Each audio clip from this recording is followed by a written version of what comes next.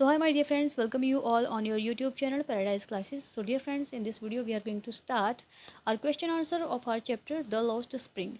The Lost Spring हम पढ़ चुके, इसके दोनों पार्ट हैं, दो पार्ट हैं इसके, तो दोनों पार्ट हम इसके कंप्लीट कर चुके थे। एक में हमने साहिब की स्टोरी पढ़ी थी जो एक रेग पिकर होता है, रेग पिकिंग का काम करता है। उसकी डिज़ायर होती है, उसके विशेस होते हैं कि वो स्पोर्ट शूज़ पहने और वो भी काफ़ी अच्छा बन करके रहे।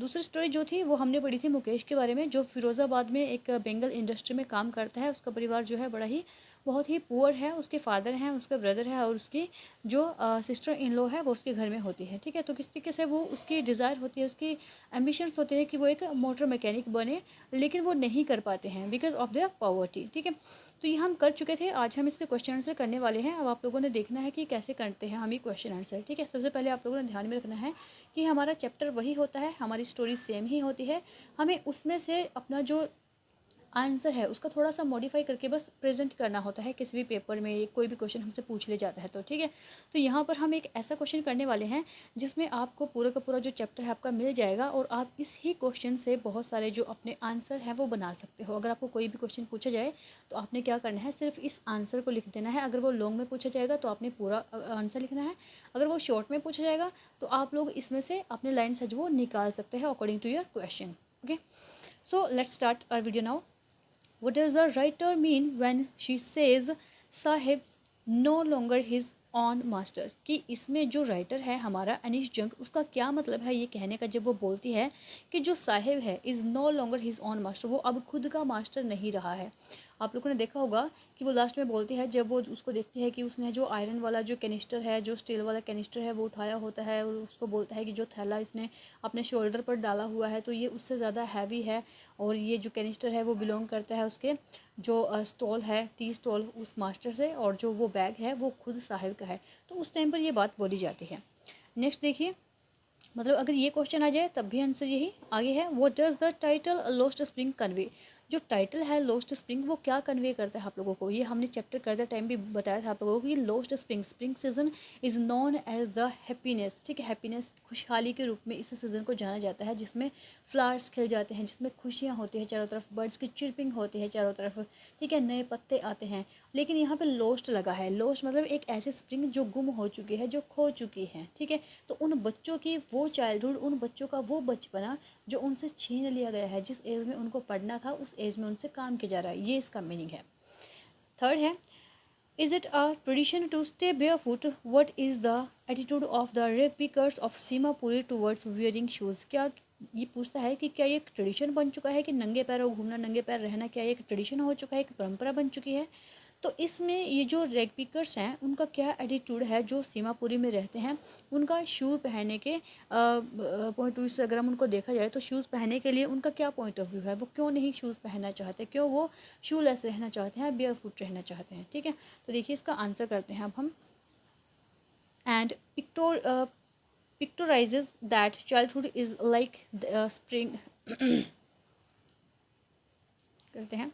The title lost spring conveys and picturises that childhood is like the spring, कि जो टाइटल है लॉस्ट स्प्रिंग वो कन्वे करता है और पिक्चराइज करता है हमारे सामने कि जो चाइल्डहुड है वो कैसा है, लाइक द स्प्रिंग, वो स्प्रिंग के जैसा होता है, बसंत ऋतु जैसा होता है। As everything blooms in this season, क्योंकि हर चीज़ इसमें जो ब्लूम करती है, ब्लूम करना मतलब कि खिल उठती है। ठीक है, उसके बाद है, in the same way the childhood should bloom but through the poverty of Saheb and Mukesh we come to know about their stolen childhood. ठीक है, और उसी तरीके से हमारी चाइल्डहुड होती है वो भी ब्लूम हो उठती है, वो भी खिलखिला उठती है।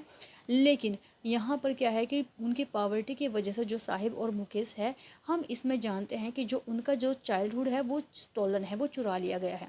It is being restored and dumped in the web of poverty, dirt and dust. इसको क्या किया गया है, इसको डिस्ट्रॉय किया गया है, तबाह कर दिया गया है, किसमें, वेब ऑफ पॉवर्टी। ठीक है, जो पॉवर्टी का जो जाल है उसमें। ठीक है, इसको क्या कर दिया गया है, ख़त्म कर दिया गया है उस डर्ट में, उस धूल में। ठीक है, उस गंदगी में इसको क्या कर दिया गया है, किसको ख़त्म हो चुका है कम्प्लीटली।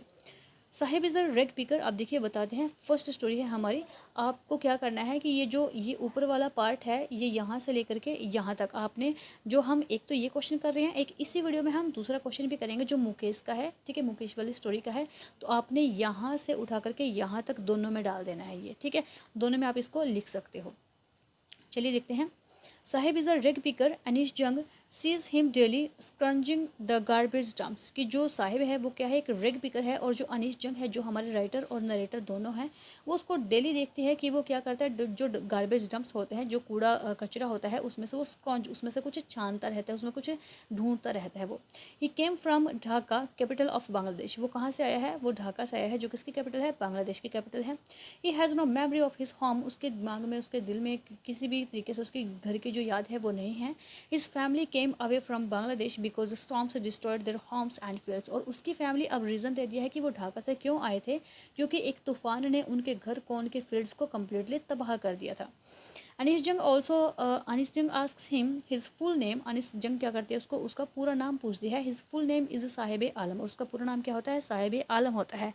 ध्यान रहे कि अगर आप लोगों के कोविड की वजह से दोबारा से आपका जो अगर ऑब्जेक्टिव टाइप आपके क्वेश्चन आने लग गए, तो ये क्वेश्चन पूछा जाता है कि साहिब आलम का मीनिंग क्या होता है। तो मीनिंग है which means Lord of the universe, कि ब्रह्मांड का जो देवता है वो बोला गया है। ठीक है, इसका मतलब होता है lord of universe. The name is ironically as he is not the lord of even his own life. और ये जो नेम है ये आयरनिकली एक व्यंग्य के तौर पर यूज़ किया गया है, क्योंकि वो जो ब्रह्मांड है, जो यूनिवर्स है, उसका भगवान तो छोड़ो, वो अपने खुद का भी भगवान नहीं है, अपनी खुद की लाइफ का भी भगवान नहीं है। अब ध्यान रहे कि ये वो वाली बात है जब राइटर ने बोली थी कि वो खुद का मास्टर नहीं रहा। ठीक है, तो ये वाली लाइन आप उसमें लिख सकते हो, यहाँ से वो पैराग्राफ।